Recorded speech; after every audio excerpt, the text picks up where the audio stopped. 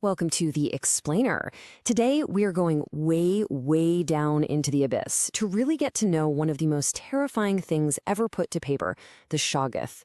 We're going to peel back the layers on this protoplasmic nightmare and look at everything from where it came from to what makes it so unbelievably horrifying. Right, let's just start with the words of the man who created it, H.P. Lovecraft. I mean, listen to that. That one sentence from At the Mountains of Madness. It's not just describing some monster. It's painting a picture of something so huge, so fundamentally wrong in its biology, that our brains can't really even process it. So, what is a Shoggoth, really? At its heart, it's a living tool that went rogue and became a total nightmare. Think about that. It was designed, it was built for a job.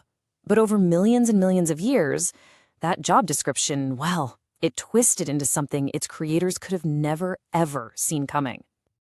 Okay, to really get a handle on the Shoggoth, you have to understand what it's like to encounter one. This isn't just about what it looks like.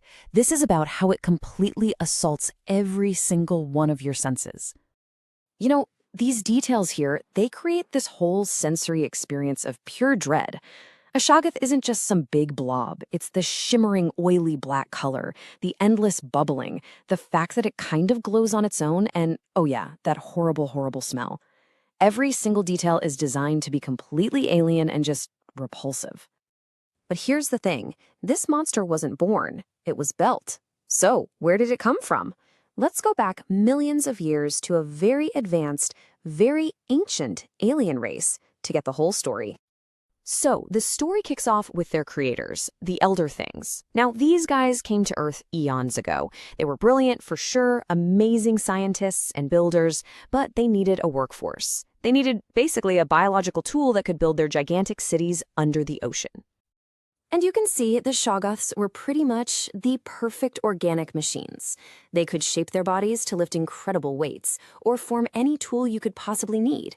They were totally controlled by hypnotic suggestion. They got the commands, but they had absolutely no will of their own. At first, anyway. All right, so let's get to the turning point.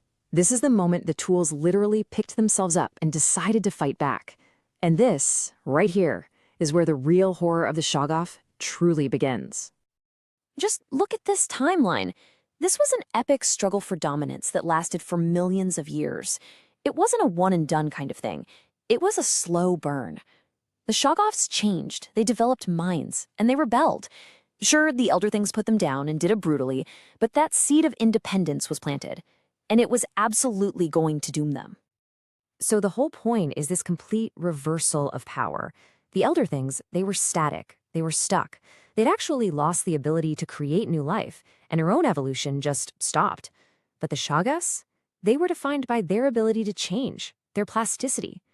The very thing that made them the perfect servants also, ironically, made them the perfect ones to take over. So now that we know their history, let's really look at the terrifying biological weapons that make a Shoggoth so unbelievably dangerous. I mean, what actually happens when one of these things decides to fight? Just let's pause and look at that number, 155 tons. That is the power of a freight train. That's enough force to flatten a building, all packed into one shapeless creature. The raw strength we're talking about here is almost impossible to wrap your head around. And its method of attack is just brutally simple and horrifyingly effective. There's no fancy strategy here. It's just a show of raw, overwhelming force. It lashes out, it grabs you, and then you're just gone, pulled into its body to be crushed and absorbed. No escape. And this is why fighting a Shoggoth is completely pointless. I mean, what are you going to do? What can you possibly do to a creature that's immune to poison, can live in a volcano or the vacuum of space, and just regenerates from pretty much any wound you can inflict? They're basically immortal biological fortresses. So the Elder Things are gone, their history wiped out by their own creations. But the Shoggoths, they're still around. So what does that mean for Earth today? And, where are they hiding? Now, this is the question that really haunts the lore, right? They didn't just pack up and leave after wiping out their masters. No, they're a hidden, constant threat, just waiting in the darkest corners of our world. And this table gives us a really chilling look. We know for a fact they're in the ruins of those ancient cities in Antarctica and in the deepest, darkest parts of the ocean. But what's even scarier are the suspected spots, making alliances with other creatures in places like Innsmouth or hiding out in pits in rural Maine. They are among us. And maybe, just maybe, the most chilling thing about them isn't their power or how they look. It's the sound they make. Because now that they have some form of intelligence, they mimic the voices of the elder things, the masters they slaughtered eons ago.